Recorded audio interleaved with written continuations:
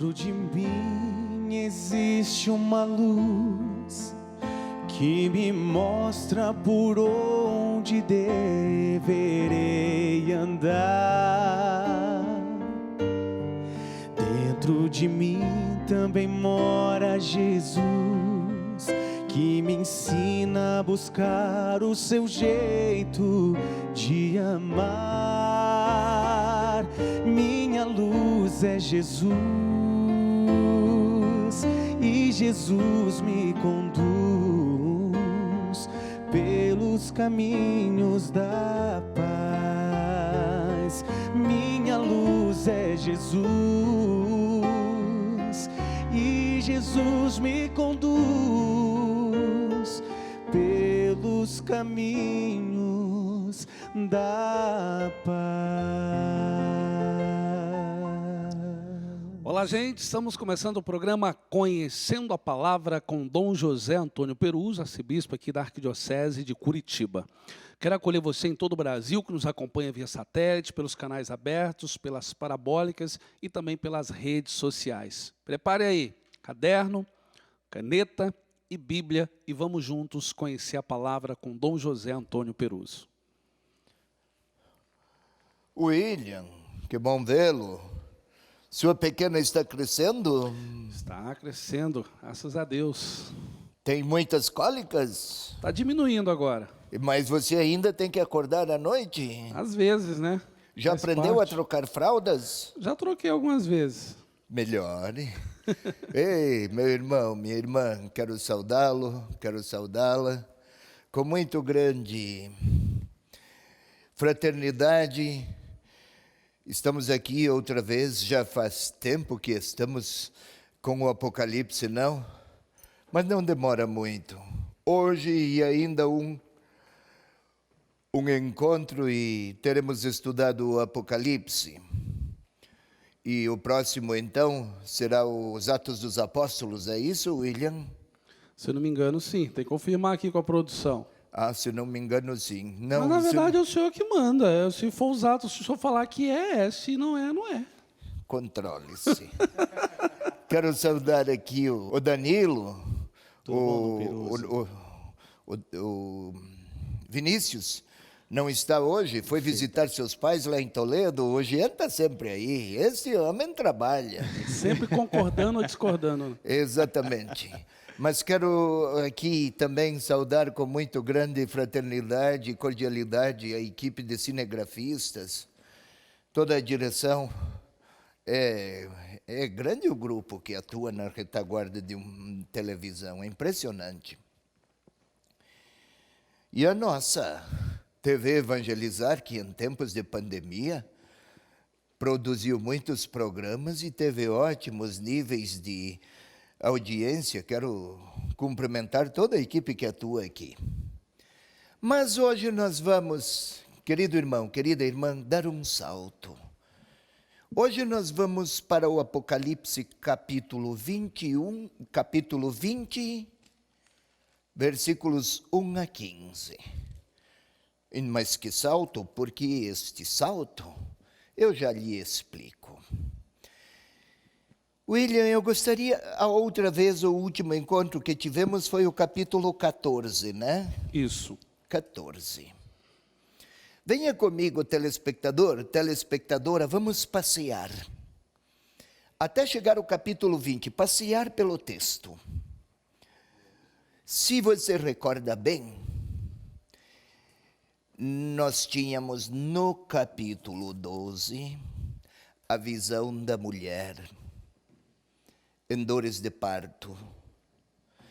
Foi uma imagem, uma visão que o autor, melhor do que imagem, que o autor tive uma visão, uma mulher no céu, e no céu um dragão. Estão recordando? Houve uma batalha no céu.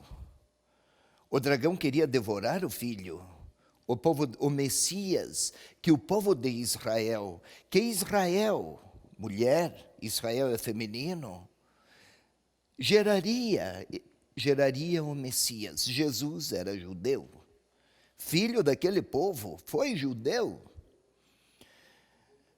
O Salvador, filho daquele povo, é aqui simbolizado pela figura feminina da mulher e o dragão que queria destruir tanto a mulher, especialmente a sua criança. A terra veio em socorro da mulher, ela foi levada para o deserto e a criança foi arrebatada para o céu. Recorda, não? Recorda, não, telespectador, telespectadora? Houve uma batalha no céu, o dragão foi expulso para a terra. Estou lembrando. Colocou-se à praia, transmitiu sua força. Dragão é o símbolo do mal, do demônio, para uma besta, para outra besta, duas bestas, o Império Romano. E o número da besta é 666, recordam? 3 vezes imperfeito. É aquela pergunta que sempre se fazia. Aí foi isso no capítulo 13. No capítulo 14, então, os companheiros do Cordeiro, vitoriosos. Lembra o Cordeiro imolado, em pé, imagem de Jesus. Crucificado, imolado, Cordeiro. Jesus crucificado, Cordeiro imolado. Jesus ressuscitado, Cordeiro em pé. E aí no capítulo 15... O que tem aí no capítulo 15? Por favor, William, só o título. O Cântico de Moisés e do Cordeiro. Isto é, telespectador, telespectadora. Quando o povo de Israel conseguiu, no tempo de Moisés, fazer sua travessia do Mar Vermelho, quando fizeram sua travessia, entoaram um cântico de vitória, um hino de louvor, de ação de graças a Deus por tudo quanto Ele tinha operado em favor do seu povo. Com a mesma, não é a mesma imagem, mas com referências do cântico de vitória, também aqui, aqueles que tinham sido perseguidos pelo poder da besta, poder que lhe transmitira o dragão, eles cantam a vitória. De agora em diante, a partir do capítulo 15, não há mais perseguição contra os cristãos, mas são diferentes narrativas, sempre marcadas, profundamente assinaladas por um esquema de imagens, imagens simbólicas. Podemos ver, por exemplo, no capítulo 17, Babilônia. Babilônia, figura do Antigo Testamento, cidade do Antigo Testamento, e também o império que escravizou o povo de Israel, que levou para o exílio, que o dominou. A Nova Babilônia é o Império Romano. Babilônia no passado caíra, fora derrotada. A Nova Babilônia, aqui no capítulo 27, a cidade, o Império Romano, também ele tem um título de prostituta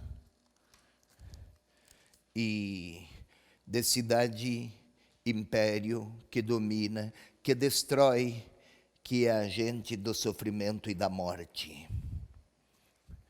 Se você observar no capítulo 18, William, pode chegar até lá? Sim. Isto é, vai lá? Um anjo anuncia a queda de Babilônia. Ou seja, a queda de Babilônia antigamente. Estamos no tempo do escrito, lá pelos anos 100, depois de Cristo. Outrora a Babilônia caíra, a Babilônia do nosso tempo. No tempo do autor, era Roma, vai cair também, anuncia. É uma sequência de fracassos, derrotas e derrotas definitivas. Hoje veremos de tudo o que representa o império e o seu poder de destruição. É por isso que fizemos este salto, do capítulo 14 para o 20, porque havia uma sequência de derrotas acerca das quais não é preciso que nos detenhamos longamente. E vamos até o capítulo 20, porque temos aqui o reino dos 1000 anos, e alguns outros temas de interesse, muito presentes na curiosidade do nosso povo, mas também muito rico do ponto de vista teológico. Por isso nos interessa. Vamos ao capítulo 20, então. 21 a 15. Mas nós, por agora, leremos o capítulo, capítulo 25, versículos 1 até 6. Depois seguiremos a partir de lá. Pode, William? Você está pronto? Sim. Atento? Opa. Então, meninão, por favor, você também aí, Bíblia na sua mão, Apocalipse 20, capítulo 20, versículos 1 e seguintes. Vi então o anjo descer do céu, trazendo na mão a chave do abismo e uma grande corrente. Ele agarrou o dragão, a antiga serpente, que é o diabo, Satanás, acorrentou por 1000 anos e o atirou dentro do abismo, fechando e lacrando com um selo para que não seduzisse mais as nações, até que os 1000 anos estivessem terminados. Depois disso, ele deverá ser solto por pouco tempo. Vi então tronos, aos que neles se sentaram foi dado o poder de julgar. Vi também as almas daqueles que foram decapitados por causa do testemunho de Jesus e da palavra de Deus, e dos que não tinham adorado a besta, nem sua imagem, nem recebido a marca sobre a fronte ou na mão. Eles voltaram à vida e reinaram com Cristo durante 1000 anos. Os outros mortos, contudo, não voltaram à vida até o término dos 1000 anos. Esta é a primeira ressurreição. Feliz e santo aquele que participa da primeira ressurreição. Sobre estes, a segunda morte não tem poder. Eles serão sacerdotes de Deus e de Cristo, e com ele reinarão durante 1000 anos. Ô, meninão, se você lembra, já lá pelo capítulo 12, também 13, tinha 1260 dias, 42 meses, falava de um tempo, mais 2 tempos, de um tempo, mais 2 tempos, mais meio tempo. Formas diversas, sempre para referir-se a um tempo em um período limitado da história. Aqui, 1000 anos, cronologicamente é muito mais, né? Tempo material, muito mais. Vamos tentar compreender. Vi então um anjo descer do céu, trazendo na mão a chave do abismo e uma grande corrente. Eu vi então descer do céu um anjo que tinha na mão a chave do abismo. O abismo, querido telespectador, querida telespectadora, abismo era o modo, à época, o modo para referir-se ao fundo do mar. Lá no fundo do mar há o abismo. O que tem lá no abismo? Estamos naquele tempo, não se define bem, não se sabe bem. Mas na imaginação religiosa da época, reconhecia-se o fundo do mar como o lugar onde vivem as potências diabólicas. Voltemos aqui, vi então um anjo que tinha na mão a chave do abismo. Isto é, as potências malignas, por mais poderosas que sejam, elas também estão submetidas ao poder celestial. A chave do abismo está na mão de quem desce do céu com autoridade para, se tem chave, tem algemas e é soberano sobre o abismo. Vi então o anjo, a chave do abismo, tem autoridade.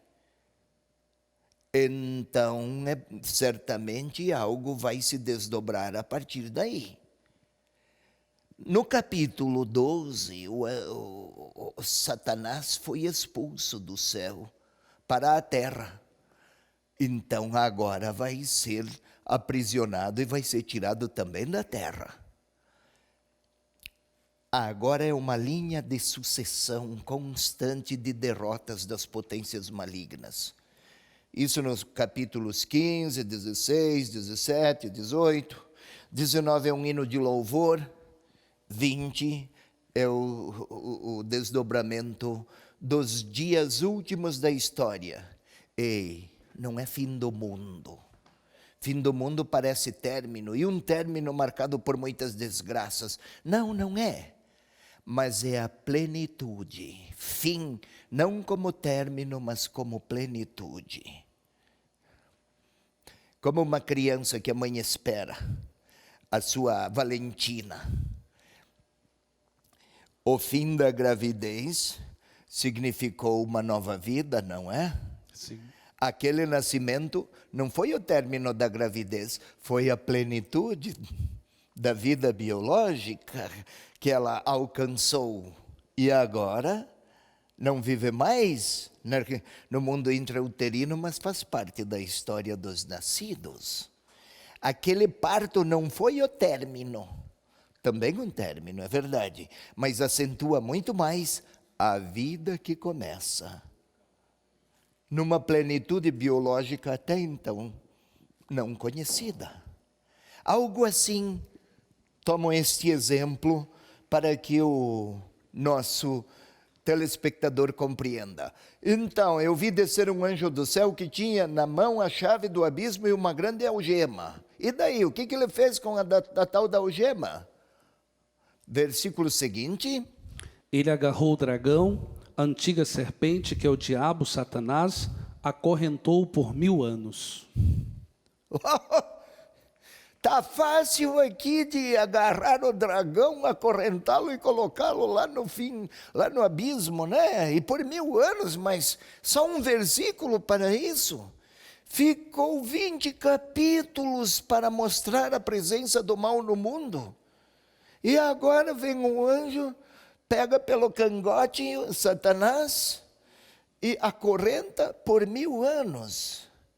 Mas não podia ter feito isso antes, então? Liquidava e pouparia tanto sofrimento?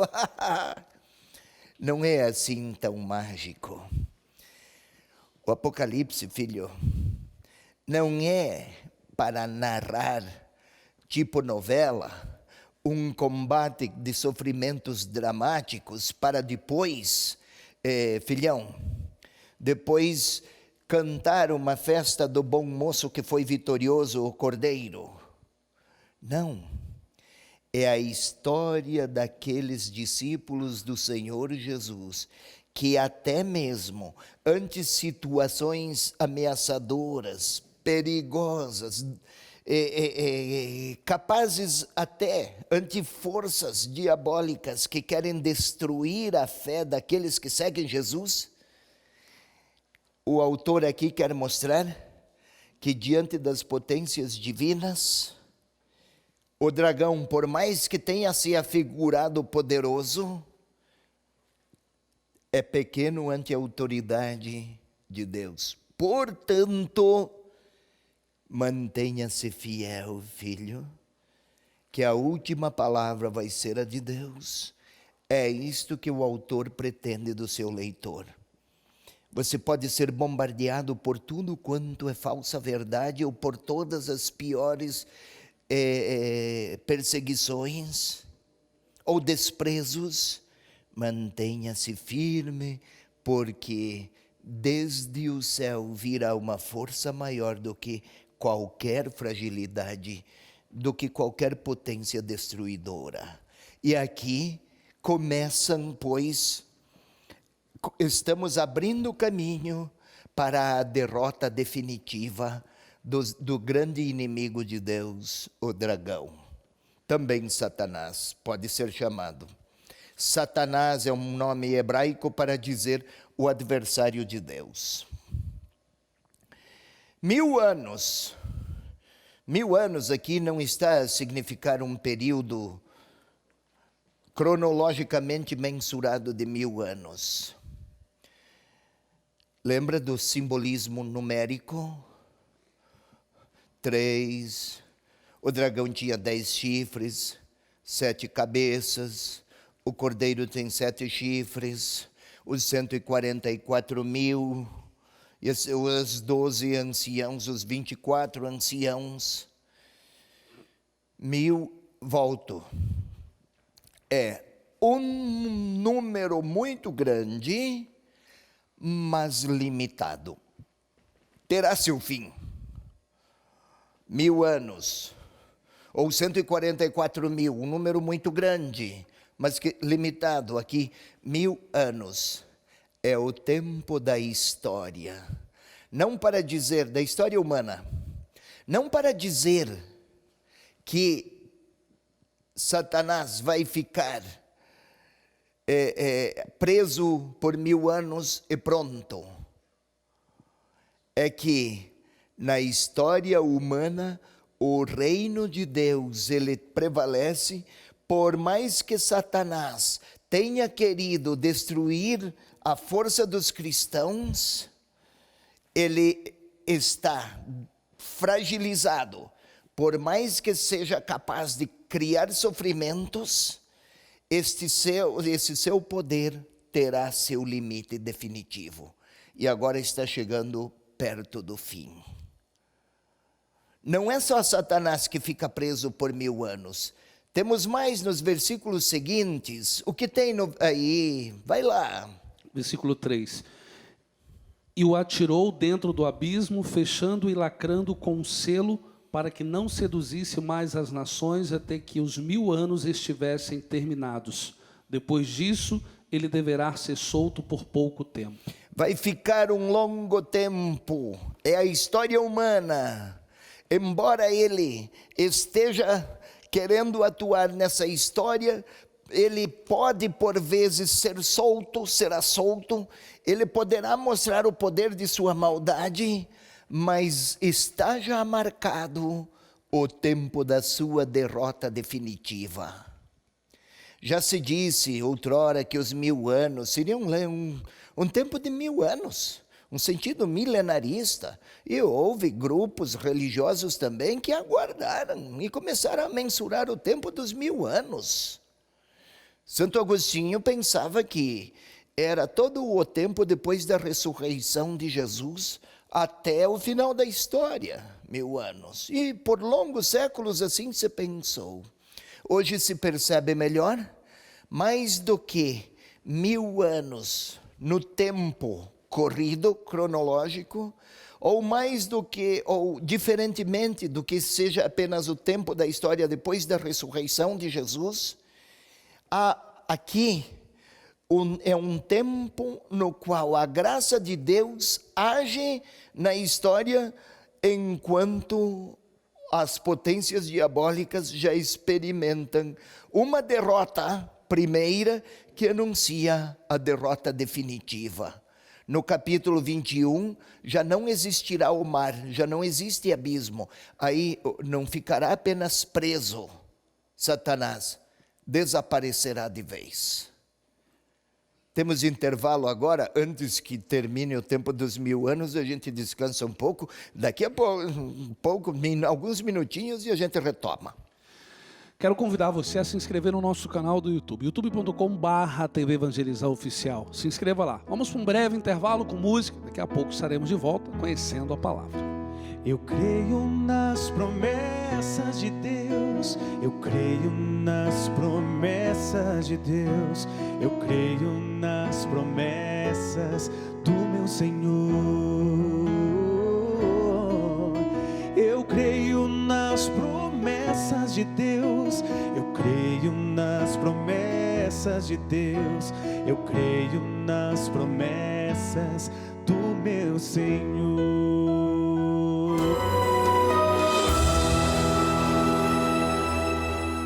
Não perca mais nenhum vídeo da TV Evangelizar. Inscreva-se agora!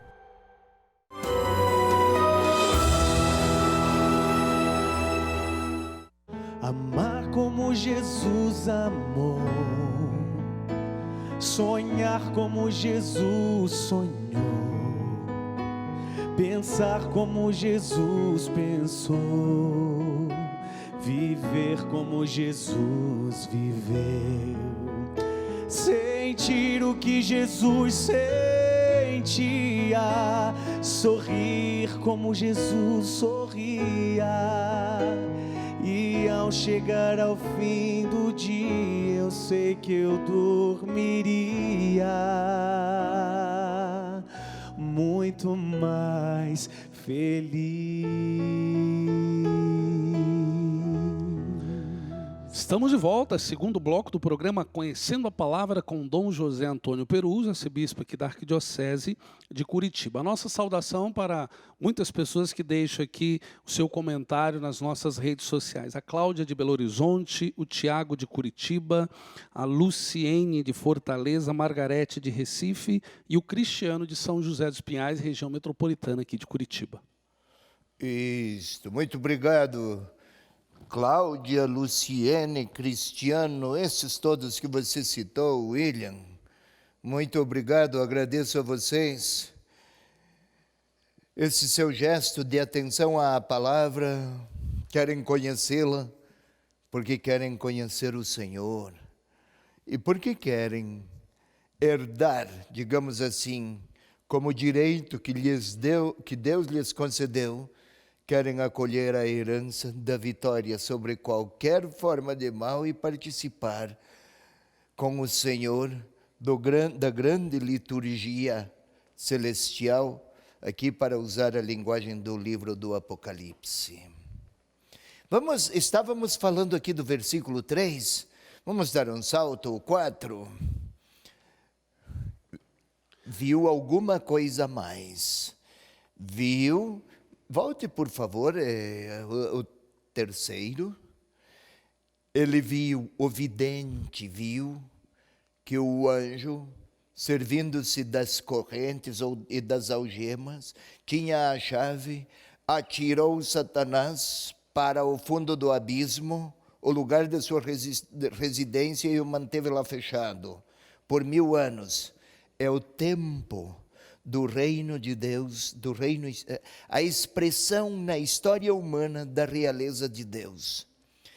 Eu quero, para ajudar o telespectador, para compreender. Olha, é verdade que há muitos problemas de injustiça, de mentira, de ódio, de corrupção, de impunidade.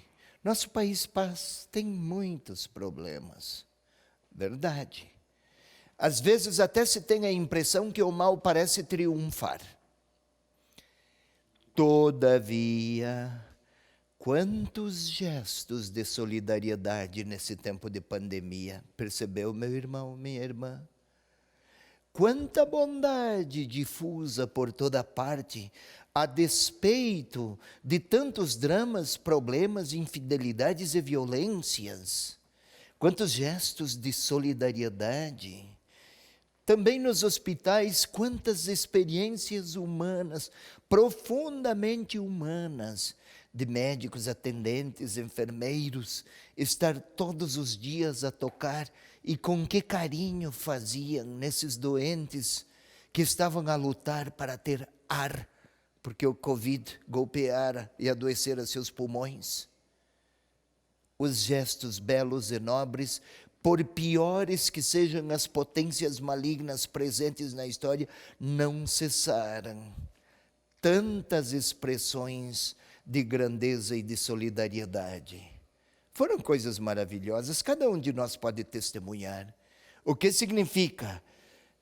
Por maior que seja o poder de Satanás, ele não é capaz de impedir que aquele homem ou mulher que crê, distante talvez, desconhecido de todos, lá está ele a fazer o bem.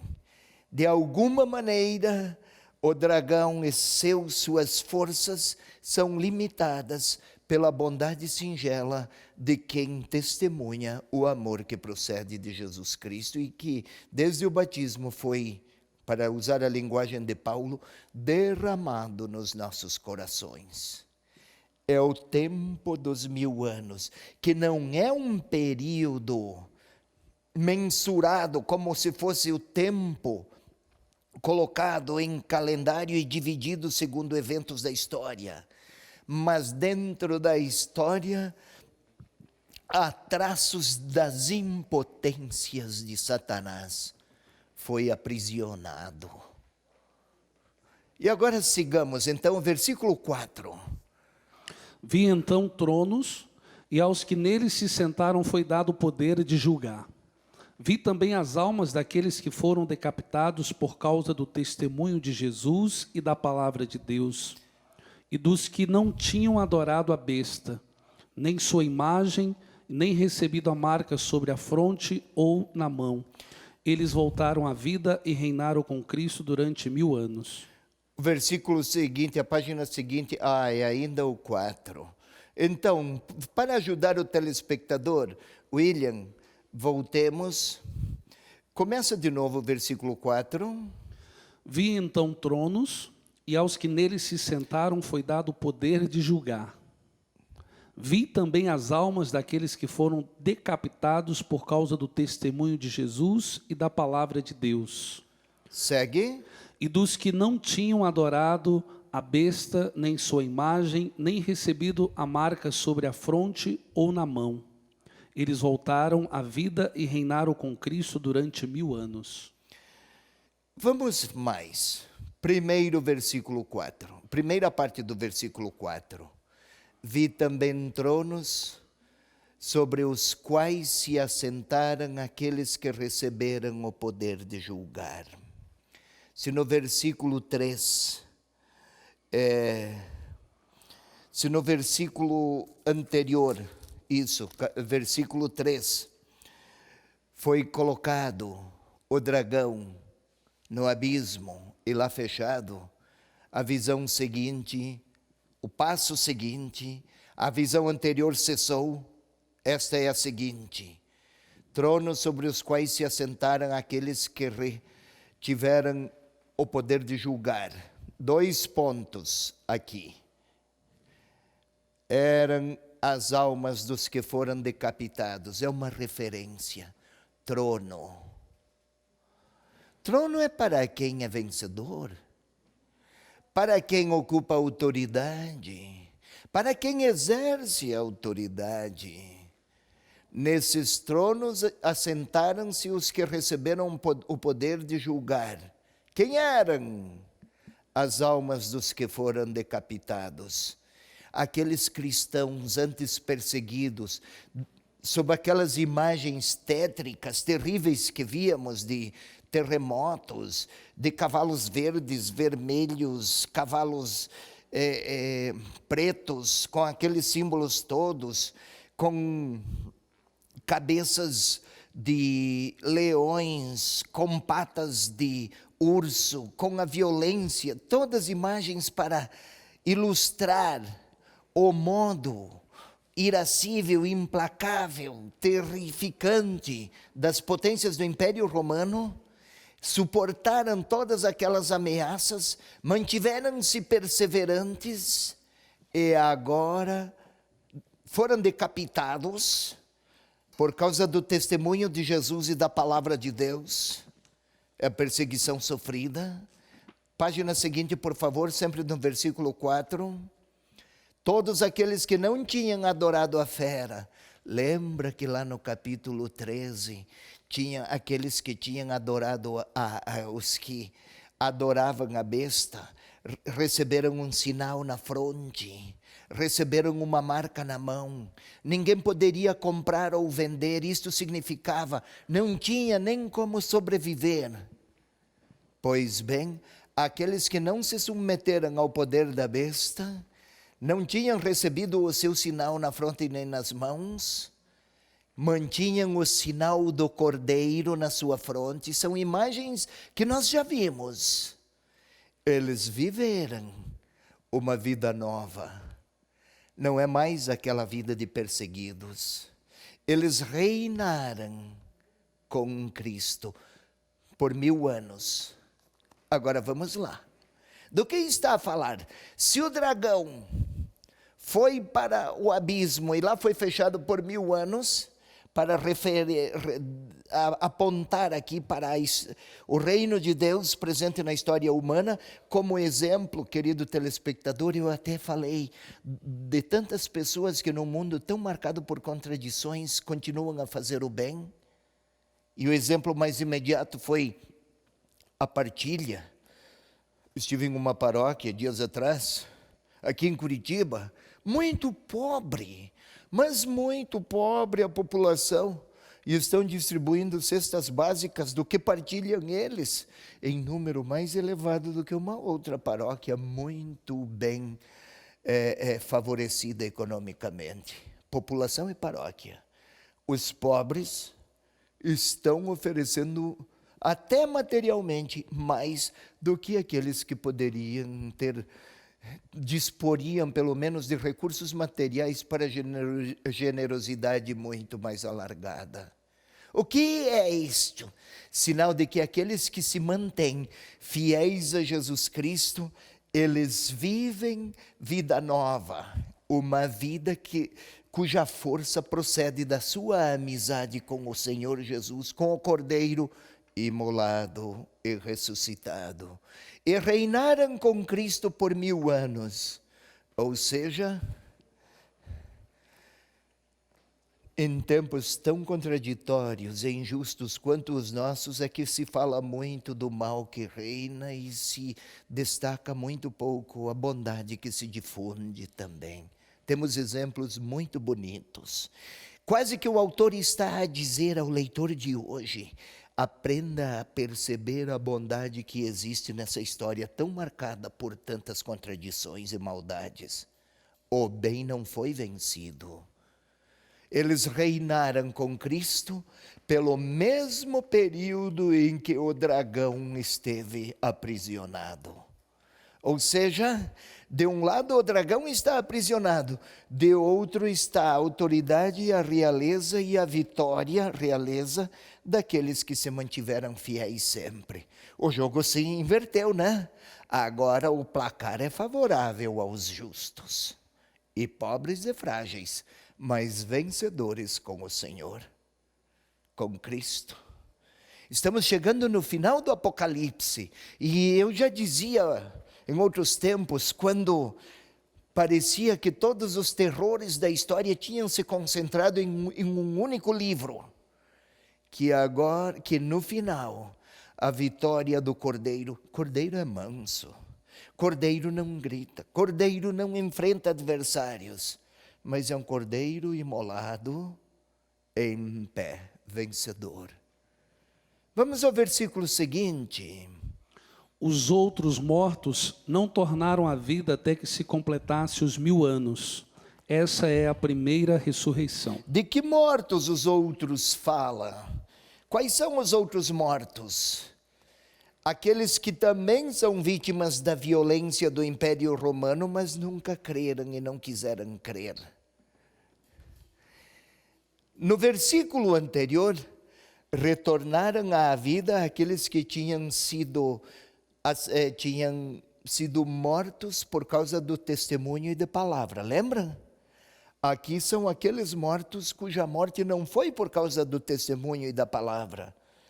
Os que foram vítimas do poder demoníaco das bestas, mas o motivo não fora a palavra. Não creram ou não quiseram crer. Isto é, não mais conheceram a vida. Morte. Na perspectiva do Apocalipse, querido telespectador, não é a morte biológica de pessoas que estavam vivas, uma vitalidade biológica que um belo dia vai cessar para nós todos. Não é desta vida e nem desta morte que o Apocalipse se refere. No Apocalipse, a morte é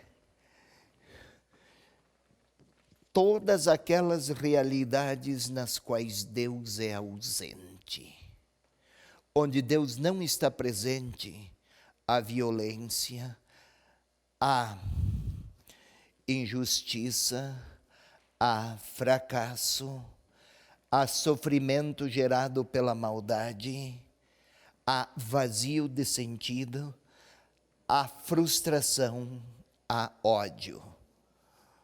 Aqueles cuja vida fora esvaziada por seus ódios, por suas frustrações e egoísmos, eles não tornaram a vida. Quem se fechou em si não conhece a gratuidade de Deus. Não é uma referência a formas biológicas ou materiais de existência. Morte é sempre domínio do mal. Não necessariamente é o fim da história. É uma história marcada pelo mal. Inteiramente, totalmente, absolutamente e absurdamente dominada por tudo aquilo que destrói a capacidade humana de amar. O homem que não ama é um homem morto. Homem, mulher. Vamos mais.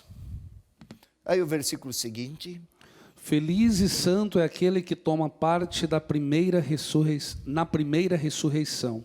Sobre eles a segunda morte não tem poder, mas serão sacerdotes de Deus e de Cristo. Reinarão com ele durante 1000 anos. Mas está insistindo nesse 1000 anos, hein?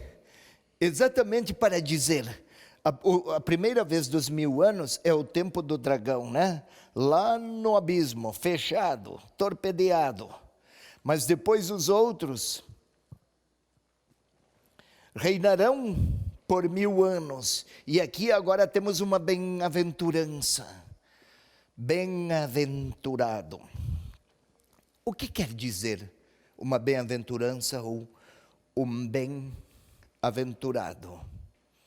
Ventura é aquilo que está para vir. Uma feliz ventura, filhão, é a vitória, a felicidade que está para chegar, que vai chegar. Bem-aventurado é aquele que vai receber uma feliz ventura da parte de Deus. Bem-aventurados os pobres, bem-aventurados os que choram, as bem-aventuranças. O que está para chegar, o que está para acontecer é uma ventura. Se é uma feliz ventura, é algo que Deus está para desencadear na história. E aqui estão então, feliz é makarios em grego, que é também feliz ou bem-aventurado. E santo é aquele que toma parte na primeira ressurreição. Há pouco, a primeira ressurreição, aqueles que estavam mortos, mas voltaram à vida, aqueles que morreram por causa do testemunho de Jesus Cristo e da palavra de Deus. Feliz aqueles que experimentaram até a pequenez e a pobreza e a perseguição. Mas a primeira ressurreição, sobre eles a segunda morte não tem poder. Um poder do mal que se lançou e tomou sobre os cristãos, este está acabando. É o primeiro passo de uma vitória definitiva. Reinarão com ele durante 1000 anos. E depois dos 1000, como vai ser? Ou seja, reinarão com ele durante toda a história em que a humanidade persistir. Havendo o bem, haverá felizes venturas. Que venha o dragão e todos os seus chifres e cabeças e violências. Os que derem testemunho de Jesus Cristo e da palavra de Deus, sim, vão sentir a dor da violência, mas não serão derrotados por nenhum tipo de violência. Estamos já no final do Apocalipse. Está anunciando aqui, tem uma vitória por 1000 anos, daqui a pouco tem uma por todos os séculos dos séculos. Vamos mais um pouco, versículo 7. Depois de se completarem 1000 anos, Satanás será solto da prisão. Oh, carambola! Já fez tudo o que fez esse tal de Satanás na história humana através dos seus delegados, o Império Romano e suas variações e variantes. Agora vai ser solto de novo. Por quê?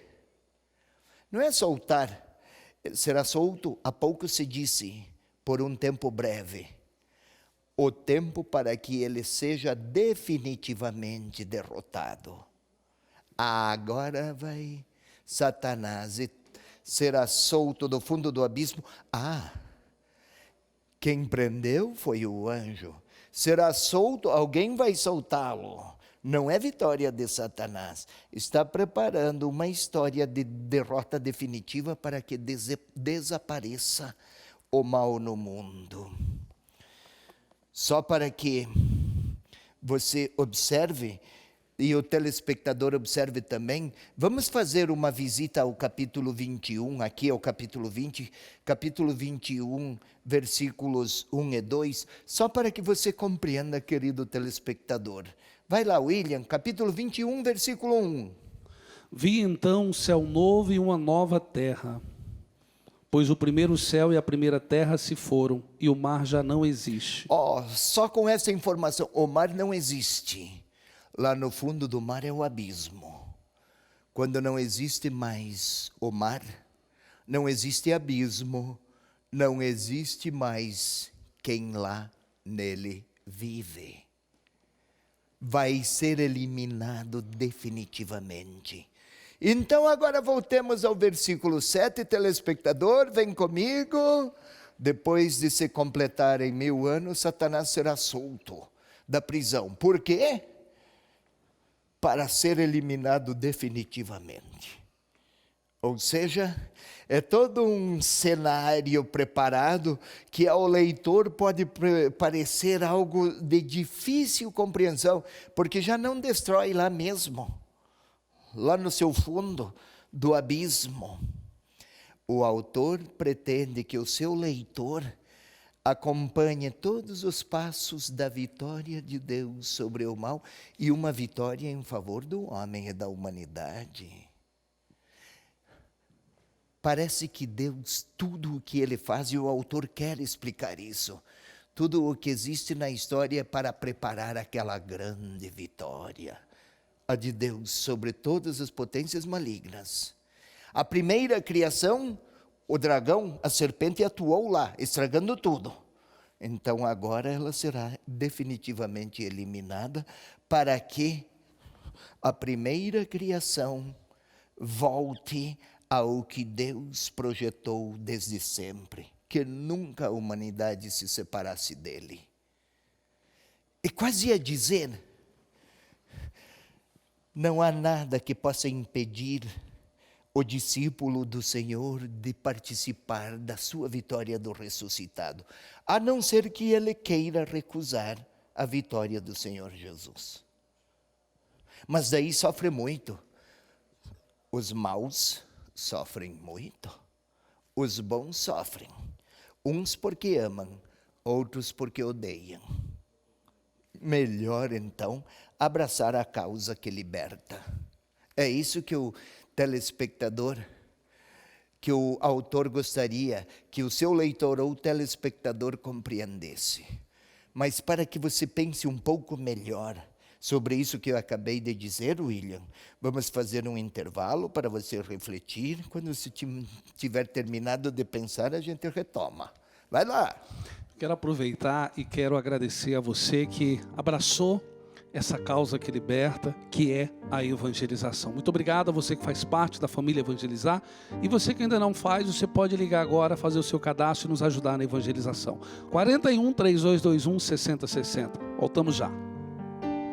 Quem impedirá? Quem impedirá? Agindo Deus, quem impedirá? Quem impedirá? Quem impedirá? Agindo Deus, quem impedirá?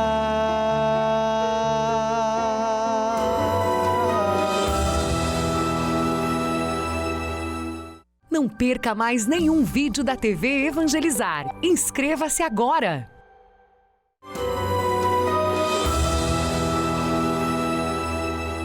E ainda se vier noites traiçoeiras, se a cruz pesada for, Cristo estará contigo.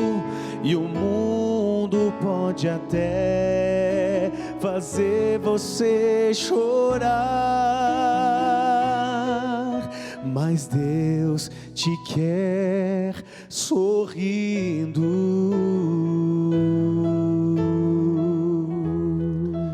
Estamos de volta, terceiro e último bloco do programa Conhecendo a Palavra com Dom José Antônio Perus. A nossa saudação para Maria em São Paulo, Andressa no Rio de Janeiro, a Magda em Colombo, Cláudio em Maringá e a Margarida na diocese em Jacarezinho, né? Diocese de Jacarezinho. Vamos adiante, e minha palavra de gratidão a estes que se mantêm em contato, de longe e de perto, para dizer que oferecem do seu tempo, porque querem conhecer a palavra, olhar com esperança para o futuro e se deixar alcançar pela vitória do Cordeiro. Nós estávamos aí no capítulo 20, versículo 7. Completaram-se. Depois de se completarem os 1000 anos, Satanás será solto da prisão. O que ele vai aprontar? Vamos ver no versículo seguinte. Versículo 8. Sairá dela para seduzir as nações dos 4 cantos da terra, Gog e Magog, e reuni-las para o combate, serão numerosas como a areia do mar. Sairá dela, de lá do fundo do abismo, da sua prisão, sairá dela para seduzir as nações dos 4 cantos da terra. Seduzir as nações. A besta, que aqui representava o Império Romano, seduzia. Do que se trata aqui a sedução? O Império representava poder econômico, poder militar, poder político. É o fascínio por grandeza, por consumo, por vaidades e ambições. Sairá de lá do abismo para seduzir as nações dos 4 cantos da terra. 4 cantos, imaginava-se a terra como uma grande superfície plana. Hoje tem gente falando aí dos terraplanistas, né? Tapados que dá pena. Mas de qualquer maneira, os 4 cantos da terra. Toda a terra. Imaginava-se uma terra plana com 4 cantos e nações de todos os cantos da terra. Gog e Magog. Gog foi um rei. Está presente no livro do profeta Ezequiel, capítulos 27 e 28. Gog. Magog era uma região. Aqui tem um valor simbólico ou metafórico. Os reis de todos os tipos de seduções e de falsas verdades, de idolatrias e falsos e todo tipo de sedução humana. Linguagem simbólica, expressão metafórica para falar de todos dos 4 cantos que vão se reunir para combater os seguidores de Jesus. É isso que fará o dragão quando for saído ou for autorizado, for solto da sua prisão, numa espécie de combate derradeiro e último. Vai reuni-las para o combate aos cristãos. Serão numerosas como a areia do mar, essas nações todas e os seus combatentes. Sabe que o cristianismo é, novamente, a religião mais perseguida da atualidade no mundo. São em muitos os ambientes em que ser cristão é motivo de perseguição.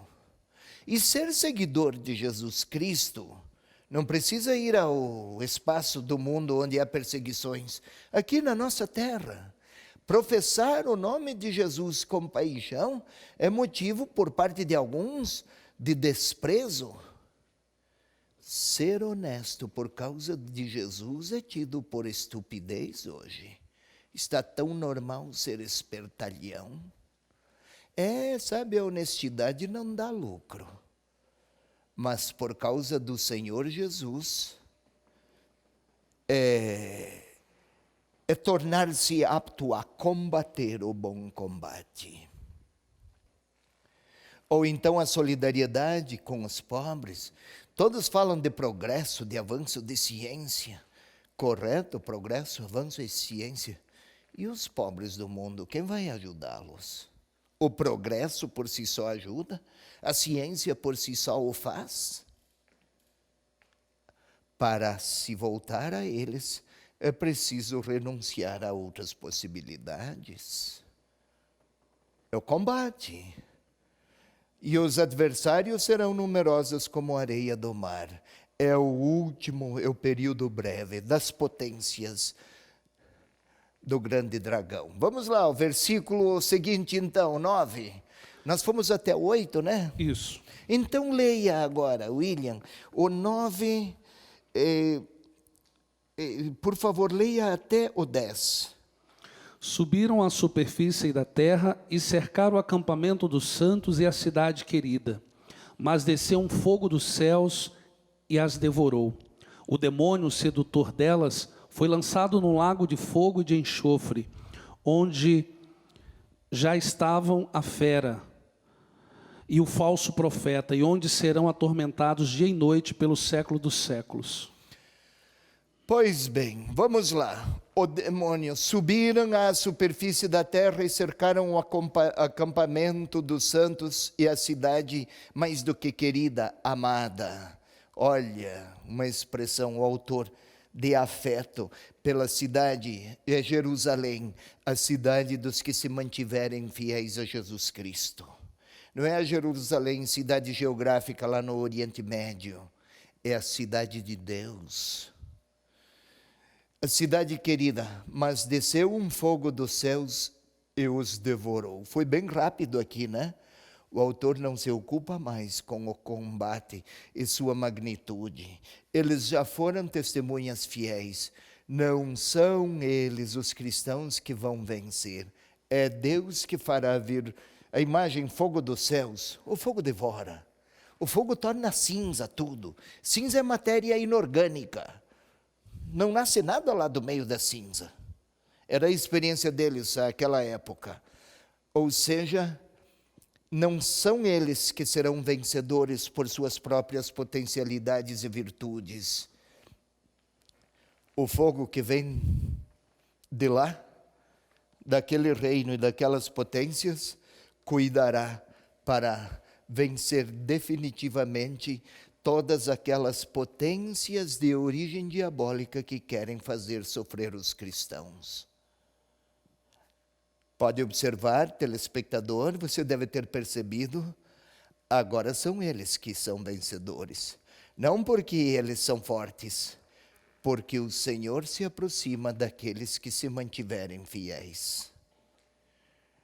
E os devorou, um fogo dos céus e os devorou. E daí? Versículo seguinte. O demônio sedutor delas foi lançado num lago de fogo e de enxofre, onde já estavam a fera e o falso profeta, e onde serão atormentados dia e noite pelos séculos dos séculos. Opa, agora saiu um pouco, né, o demônio, Satanás, saiu por um pouco para tentar os seus últimos estragos, mas agora o demônio sedutor das nações, Gog e Magog, que as levou num grande movimento de eliminação do cristianismo, foram consumidos pelo fogo, mas ele, o demônio, foi lançado num lago de fogo e de enxofre. Fogo e enxofre, para a tradição do judaísmo, é o destino final de Sodoma e de Gomorra, que foram destruídas. fogo e enxofre. Não sei como que fica uma situação de fogo e de enxofre, mas acho que tá feio, né? É para um lugar assim que vão o dragão, linguagem simbólica, evidentemente, onde já estavam a fera, o Império Romano, o falso profeta, quem fazia profecias ou cultivava toda uma religiosidade em favor do Império Romano. O demônio vai com eles para uma realidade que os negará dia e noite pelos séculos dos séculos. A verdade que propunham e que defendiam será eliminada e eles serão vítimas de sua própria maldade. Recusaram a Deus, então irão para um lugar onde absolutamente não há nada de bondade e nem de Deus. Fogo e enxofre, símbolos da ausência absoluta de qualquer traço de bondade. Facilmente se associa inferno com fogo. O fogo queima. Mas os que forem rejeitados não é que vão morrer, estarão sempre conscientes de que sua morte não é um fim, mas é uma realidade absoluta, sem qualquer traço de Deus. Se Deus é amor, lá é ódio. Se Deus é bondade, lá é maldade. Toda imagem por contraste, imagens por contraste para ajudar a ilustrar. Se Deus é perdão, lá é condenação. Se Deus é alegria, lá é tristeza. Se Deus é paz, lá é conflito. Se Deus é esperança, lá é desespero. Enfim, é uma realidade onde vão perceber o absoluto da ausência de Deus. A morte definitiva, morrer para não mais existir, seria menos mal do que a condenação definitiva. Ou seja, serão atormentados dia e noite, não é que eles vão desaparecer, serão dia e noite fadados a experimentar a absoluta ausência de Deus. Quem se pôs contra ele será respeitado numa eternidade sem ele.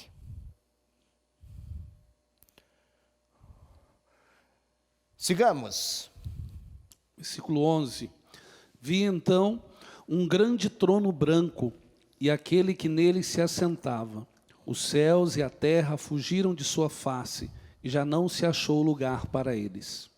Vai até o 12, final. Vi os mortos, grandes e pequenos, de pé, diante do trono. Abriram-se livros, que é o livro da vida, e os mortos foram julgados conforme o que estavam escrito nesse livro, segundo as suas obras. Voltemos ao 11. Vi então um grande trono branco. Grande trono, exercício da autoridade, grande autoridade absoluta, branco, símbolo dos céus, cor celestial, e aquele que nele se assentava. Viu os dois, né? O vidente. Os céus e a terra fugiram de sua face. É que lá no capítulo 21, pode ler novamente, 21:1, William. Vai lá. Vi então um céu novo e uma nova terra. Vi então um céu novo e uma nova terra. Lá no 21, aqui é 20. Aquele que o céu e a terra fugiram. O antigo céu e a antiga terra, o velho mundo se foi. Definitivamente ficou para trás. E aquele é o novo tempo. Trono branco. Realidade celestial que se assentava, fugiram da sua face e não se achou mais lugar para o antigo céu e a antiga terra, a antiga história. Está começando a nova história, com um trono E o que vai acontecer lá, o que vem de lá daquele trono? Versículo seguinte, por favor.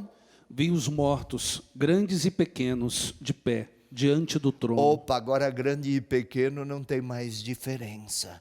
Se na primeira história grandes e pequenos se diferenciavam, aqui, aqueles que foram capazes de morrer por causa da palavra e do testemunho de Jesus Cristo, estão diante do trono.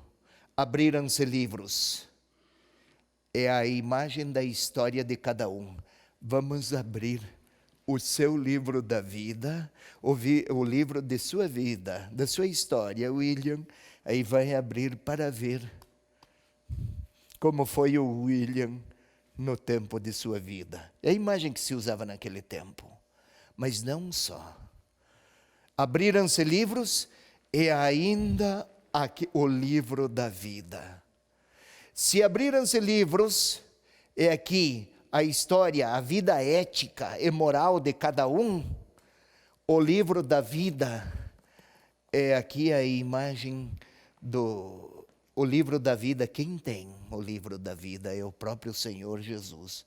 Aí o livro da vida misericordiosa, bondade, perdão, compaixão, encanto, solidariedade. É a minha história colocada diante da bondade do Senhor Jesus. E eu serei julgado partindo daquele livro, ou da sua bondade, em confronto com a minha história. É possível que eu não apareça lá com muitos créditos das minhas próprias virtudes, mas eu serei lido a partir da bondade do Senhor Jesus, que me ama e me quer bem. Por isso, o autor quer que o seu leitor compreenda, não precisa ter medo de Deus não é um juiz terrível, é alguém que ama, mas espera que você, meu filho, ofereça sua adesão a um amor oferecido. Não espera que seja perfeito, que ofereça sua adesão com as forças que você tem.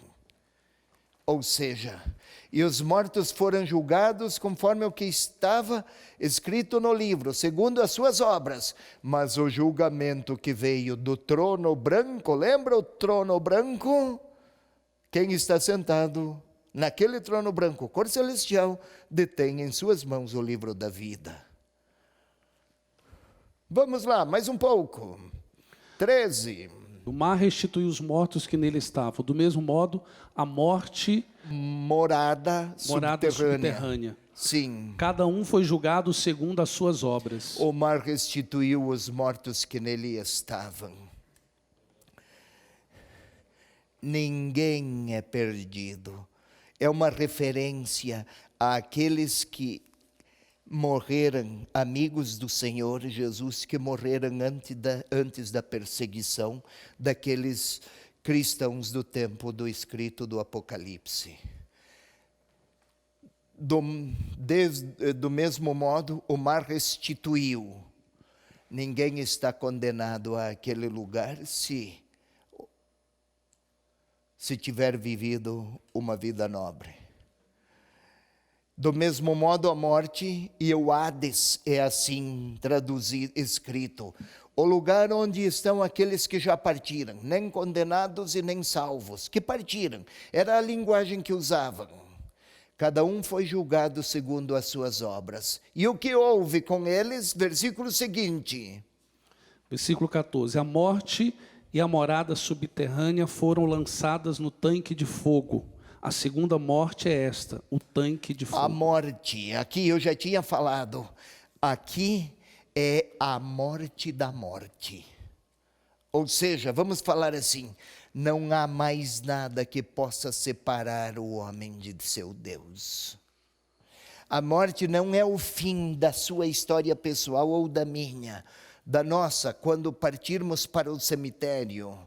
Não é dessa morte que ele fala, mas de toda aquela realidade de potência maligna que pode nos distanciar de Deus. Isto é, toda a capacidade do mal de nos distanciar de Deus, tudo aquilo foi lançado no tanque de fogo.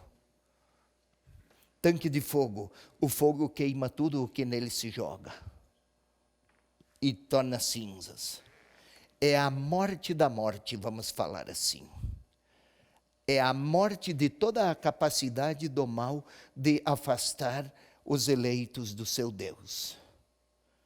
E daí? Versículo 15. Todo o que não foi encontrado inscrito no livro da vida foi lançado ao fogo. Livro da vida. Aqueles que optaram por seguir Jesus Cristo têm seu nome registrado no livro da vida. O livro da vida é a expressão em metáfora, um livro escrito com os critérios do Senhor Jesus.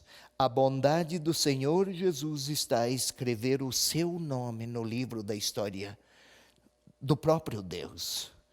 Quem não quis esta inscrição no livro não participa da história vitoriosa do Senhor.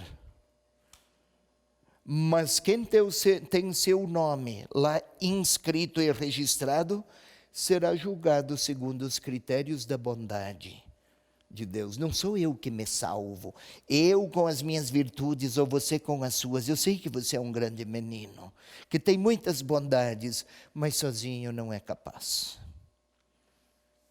Não é. Porém, se eu aceitei que meu nome fosse para o livro da vida, é a graça do Cordeiro imolado que está em pé ressuscitado, que qualifica aqueles que tiverem sido perseverantes a nunca sair daquele seu livro. E daí, vai lá o versículo 21, comecemos agora, só para ilustrar, já o lemos. Capítulo 21. Vi então um céu novo e uma terra nova. Ah, não tem mais o antigo céu e a antiga terra, porque desapareceram. Agora é uma nova história. Céu, terra, é a maneira usual da época para referir-se a tudo o que existe. Há uma nova criação começando. Na primeira criação foi criado o céu, foi criada a terra.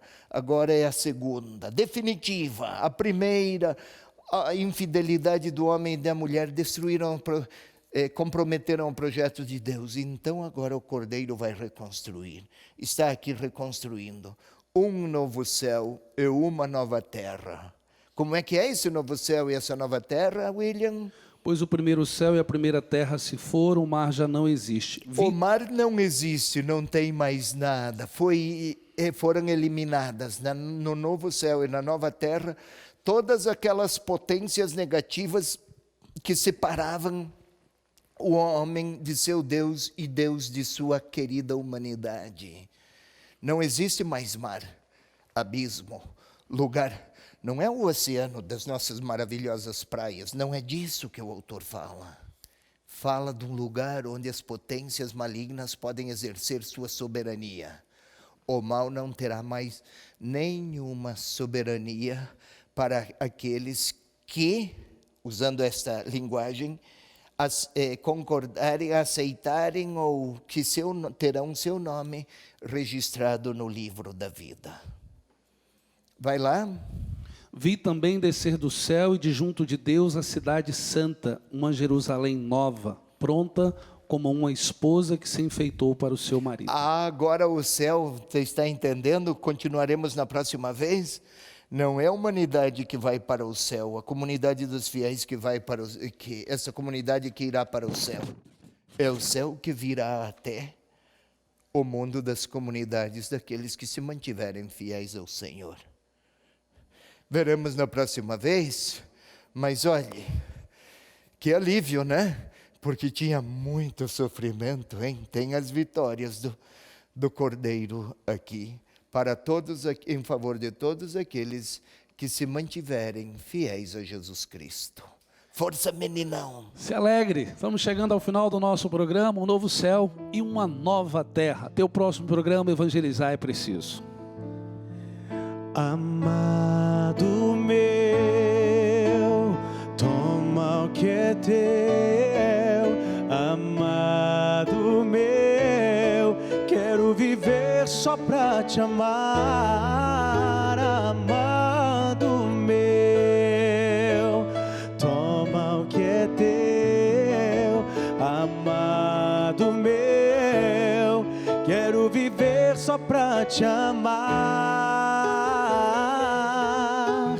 Nada vai me separar do teu amor, nada vai me separar.